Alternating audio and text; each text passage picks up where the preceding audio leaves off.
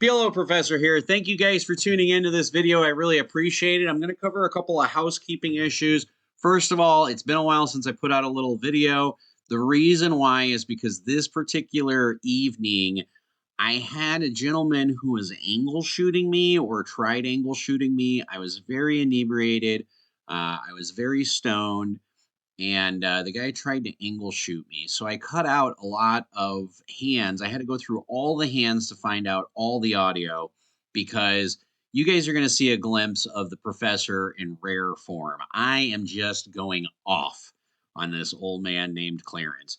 And that's because he was the one that angle shooting me. PokerStars did an interview with me back in November, and they said, what's the thing that tilts you at a poker table? And I said, nothing really. And then I thought back and I said, actually, if somebody angle shoots me, I get tilted. And when somebody does angle shoot me, the gloves come off. I don't know what to tell you. The actual video with the audio is going to start right here. And so a couple other housekeeping things. I will be in Vegas for the World Series of Poker. I have a $26,500 package. I'm selling 40% of myself. I actually only have 10% left. It's a 1.1% markup, so it's not very much of a markup at all. So if you're interested, I have about 10% of it left, about $3,000 of it left available. It's a series of a lot of different events that I'm playing. Obviously, multiple bullets will be refunded. Now, I am going to be doing some advanced PLO and double board bomb pot classes in the classroom setting. Don't worry, you don't have to do anything except watch them. I'm going to see if I can put out about 5 or 6 advanced PLO where I go over specific hands where a lot of people who've been playing PLO for maybe a year or two, if you've been playing for a really long time, these are not exactly easy reads, but these are situations in which case you might fold or you might call or you might raise. And I'm going to do that later on down the road. So definitely, if you haven't already, go ahead and hit the like and subscribe. Definitely helps the channel. But I hope you guys like this video. It was very different. You know, the game started off as a 2-2-5 game at Hollywood. And by the way, Wayne and I are going to be back in Hollywood, Florida from April 10th through the 17th. So anybody who's interested in taking a shot at me on the poker table, of course, you're more than welcome to join us. We did manage to go from a 2-2-5 to a 5-5-10 game with The Rock. And that's what this video is all about. So without further ado, play smart and run like a god. You guys, you OMCs, you guys are all the same. Angle shooting, but I like it. You want anything to drink, brother? I'm good, thank you. That's bad. When the whale is like buying drinks, you need to drink with a whale. Bad decisions make good stories, brother. I don't blame you. I mean, at your age, you don't have much time on this earth, brother. You live in Detroit, huh? Yeah, well, 9 hours north of Detroit. I might send some of my buddies up. You always look at me. Because I like to get reads on people, old timer. That's what I'm supposed to do. It's no big deal. You're like Anne Rice. I can't put you down, baby. I just can't. I just read you nonstop all day. Is anybody else drinking with me? No. I got a 3-hour drive. I'm going home. Sounds like a bullshit old man excuse if you ask me. Yeah, but why does the old man with coffee order coffee? Clarence, I thought you were a baller like me, man, an OG. Pound the beers back, bro. Now, doesn't that mean the older they are, the louder they scream? I mean, that's something you would know about, right, old timer? Jesus Christ. Oh, just give me a second. Damn, Clarence. Clarence has got like, I understand why you call clock. You have less time on this earth than the rest of us, brother. We got it. Wow, that was a very interesting display of colorful words I had there for my buddy Clarence. In any case, note to self, if you angle shoot me, the gloves are going to come off. So let me know if you guys liked that kind of banter back and forth. It's something I don't normally do, but in this situation, I did it. Oh my, I have ace, king, 10-9. We have a suited ace of diamonds. The flop comes king, 10, deuce with a king of spades, the deuce of spades, and the 10 of clubs. I like to bet $75 into a $200 pot. Probably one of the least things that's talked about is pot control in Pot Limit Omaha.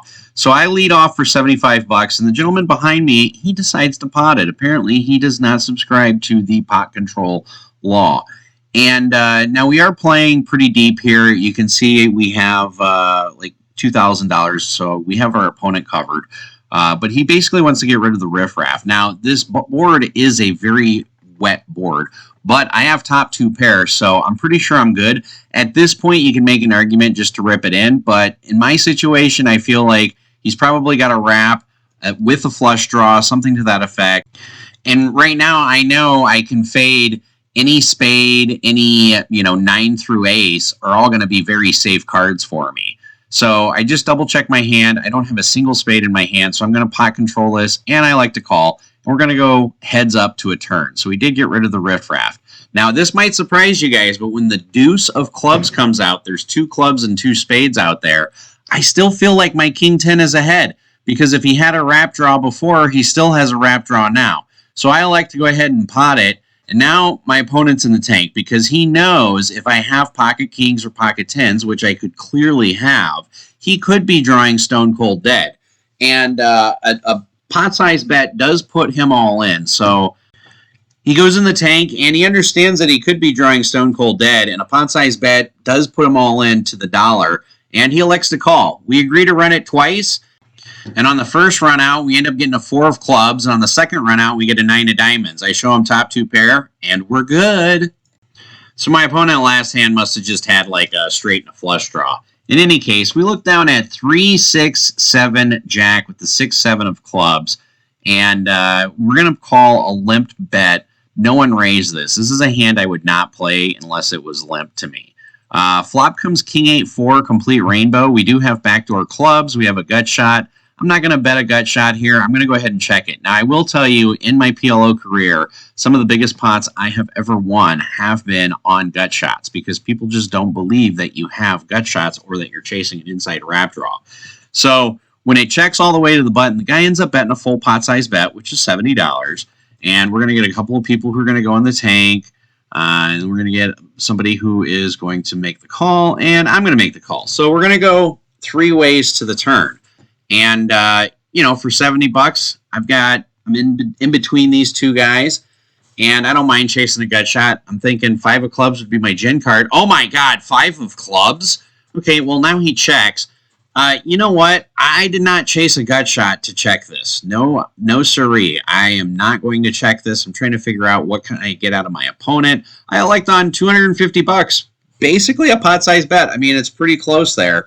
See, now this is one of the challenges that you run into when you're limping with premium hands. Like this gentleman obviously either has pocket kings or probably pocket eights, and he's super in the blender now because the one card that he knows is out there that can put me on a straight might kill his hand, and it's a limped pot. So my range is completely wide open. So the first guy decides to call, or the first guy decides to go out of the way, and then the guy behind me, who I have position on, elects to call. So he calls. River puts up a red 9, does not change a single thing. He checks it to me, and I figure, you know what, if it was worth a pot-sized bet going into the turn, or into the river, then it's worth a pot-sized bet on the river. So I go ahead and do a full pot-sized bet. And keep in mind, this is one of those things. He limped in for $10. What's worth $10 that's worth $800 on the river? One of the sayings I say at the poker table a lot is, Mama said, don't go broke on a limped pot. Well, apparently this guy did not listen to his mom because he is really in the blender here. I'm representing 6-7. I invested $80 to get to the nuts in order to win possibly $1,000 or so. So, yeah, this is the challenge when you just decide to limp in a pot. Had anybody raised this, I would have folded. Well, this guy decides to call. I turn over the good news for me, bad news for him that I have the nuts, and we scoop this one. Now, one of the things about Pot Limit Omaha is you have to understand it's a drawing game. So when you look down at hands that are like 4 to Broadway, especially if they're double suited, you just have to be okay with getting it all in pre-flop. We actually have a hand just like that here. We have ace, king, queen, 10, double suited, ace high diamonds, king high clubs. We are on a 4-bet right now for $325. And this table is pretty off the charts. You can see here I'm shuffling black chips, plus I have 2 purple. I have the whole table covered. And this guy says, let's go. He just decides to rip it all in for $925. We agree to run it once. I turn over ace, king, queen, 10. Our opponent has ace, king, 9, 10. We are literally chopping this pot the majority of the time. I think like 50% of the time we're chopping this pot. Honestly, I couldn't have asked for a better flop. Queen Jack 3 with 2 diamonds. Turn is a brick. 6 of clubs. River is a brick. Deuce of hearts. So we brick out the world, but we end up winning this one because we end up having a pair of queens with ace high, and all he has is ace king. Sometimes you get lucky in these situations. You know, this is one of those situations, every once in a while, it's kind of like a runner's high when you're playing poker and you get like a poker zone or a poker high where you just have all the right reads in the world and you just feel like you can't lose. That's what the kind of night I was having. Yes, the deck was hitting me square in the nuts, but also my reader was on all the time. We looked down at deuce 7-9 king with the 7-9 of diamonds. This is not a premium hand whatsoever. We even call a $50 raise pre-flop. We go 6 ways to the flop, and the flop is 10 jack king with 2 diamonds. So we end up flopping top pair and 2 gut shot straight draws. Now the gut shot straight draw to the queen is usually not good at all. But the gut shot straight draw to the 8 can be good in some situations. I lead out to $140 into a $300 bet, and we quickly get one caller. Everybody else gets out of the way. So now we're going heads up to the turn. Turn comes the 5 of spades. I'm happy at this point that I've gotten rid of some of the riffraff. Now that I'm heads up and I'm in position, I can pot control a little bit because we are playing super deep, or myself, I'm super deep. And I know I'm probably not beating a lot of things here, so I elect to check. And the river comes the 8 of spades, probably the one card that I either love or I hate. Now my opponent ends up betting $375. And, you know, whenever you're bluffing at a pot or semi-bluffing at a pot, or if you're following rule 1, which is win and out, pot it out, do not bet 3/4 of the pot unless you have the stone cold nut. So I'm thinking he's either got ace queen or he has something like 2 pair or a set. And if I'm thinking at this point, if he had ace queen, why didn't he bet the turn? I do have diamonds, so at this point, I think I'm ahead, so I like to call. And he says he has 2 pair, and we show the straight, and we are good. It's funny, looking back at all these hands, they all have a theme of pot control. Here we're going to call $55 pre-flop. We don't have a huge premium. We're out of position, as you can see. I'm right in front of the button, but I know we do have a suited ace. We're going to look at the hand here in just a minute. But we're going to go five ways to the flop, and we have ace 4-4-7. So we end up flopping a set. 3-4 queen is on the board with 2 diamonds. I check for 2 different reasons. One, I am out of position. I don't want to blow up the pot. Again, we're playing a little deep here. And 2, I want to get a feel and a read on my opponents based on who's betting, because the table is super juice and super good. This is a real good table. Lots of betting going on no matter what. So no need to blow up the pot. Opponent in position decides to bet $250. I double check. I'm like, yeah, I want to make sure. I do have a set of 4s. I am blocking straight draws with the 7 of diamonds, and I'm blocking flushes. But again, I am out of position. So I'm just going to call here, and we're going to evaluate a turn. Now we go heads up, and the turn comes the 3 of spades. Now at this point, I don't want to blow my opponent off of anything in case he is drawing to something like 5, 6, 7 with diamonds, or if he has diamonds. So I elect to check. And unfortunately, our opponent decides to check behind. So now we're going to go to the river. River's a 7 of spades. So it does complete a straight draw out there. And a lot of 3Xs are going to call me here pretty late. So now I'm just trying to figure out what can I value those types of hands. So I decide to bet less than half pot. I bet $340. And my opponent goes in the tank a little bit. I'm figuring I can get a call from 5, 6X. I can also get a call by 3X. If it's 3 queen, 3, 7, 3, 4, I don't see how they can lay any of that down. And my opponent decides to go ahead and call, so I go ahead and turn over the good news for us, and we're going to win. Now, anybody who has played with me, particularly like the Green Bay group, they know I am not a big fan of check raising. A lot of times if you check raise on the flop, it ends up displaying your hand in pot limit Omaha. And depending on stack sizes, I like just betting out a lot more than check raising. But in this particular situation, when I have a gentleman who's angle shot me already once during the night, I've particularly targeted that individual, and I can't think anything better I'd like to do in the world than to check raise my buddy old Clarence there. So when he elects to make it $90 pre-flop, and I look down at Jack, Jack, 6, 6, I am definitely not going anywhere. In this hand, all I'm trying to do is set mind. That's pretty much what I'm looking for. A jack or 6 on the flop, and I'm going to be great. Anything else, I'm pretty much going to lay it down. So for $90 invested, I'm okay with that. And what do you know? The flop comes ace, king, 6. Now here I'm thinking I have a set of 6s. You know, my buddy Clarence was the original raiser. He's the guy who was angle shooting me, so I am targeting him. I like to check it over to him because I figured Clarence's range can pretty much bet everything. He can have a set of aces here. He can have a set of kings. He's the type of person, he's a PLO player just like the rest of us, so he's going to raise with pocket kings. And he could also have some rundowns like 10 jack queen. So when I check it over, Clarence elects to bet pot. Now, it comes back to me. And I have a decision to make. Obviously, if he's got a rundown like 10 jack queen, I love my hand because I am blocking pocket jacks. If he has a hand like a set of aces or a set of kings, I could literally be drawing stone cold dead. Clarence has about $1,800 behind his $600 bet behind him. And I'm going in the tank and I'm staring at him, and I am actually just going to get a live read on him because I'm staring at him and trying to weigh my options. I'm like, well, in the long run, you know, do you ever play this hand, flop a set, and fold? That's really what it boils down to.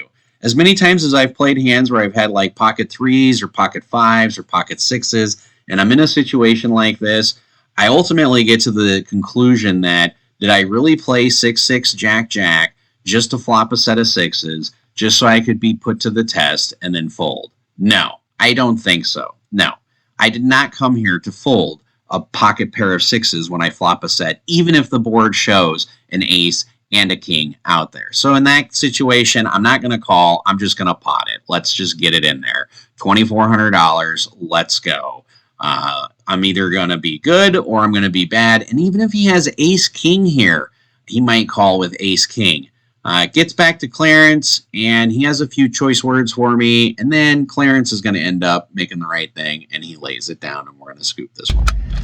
So we are in this game for $2,000. That includes when it was a 2-2 game.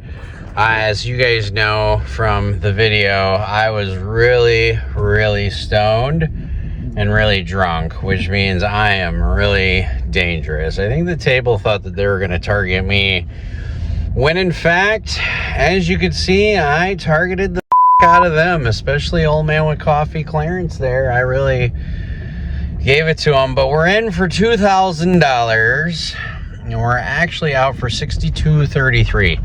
So we end up winning $4,200 after the $400 buy-in on the stud tournament. We end up being up $3,800. If I make that last call for $1,500 pre-flop with 5-7-9 queen with 7 high diamonds, we would have won another $3,500. But that's all right. It was against aces and kings. Looking back at it, I should have called. It was only another $1,580 to win about $3,700. But you know, when you're getting picked up and you're going to get locked up with a win, I decided to lay it down, but I will take it. Nice $4,200 win, and the best part is they thought they were playing me, and honestly, I was playing them like a fiddle. My A game was on, and I use that to my advantage. So play smart, everybody, and if I'm stoned and drunk near you while playing, be wary. I'm dangerous and run like a god.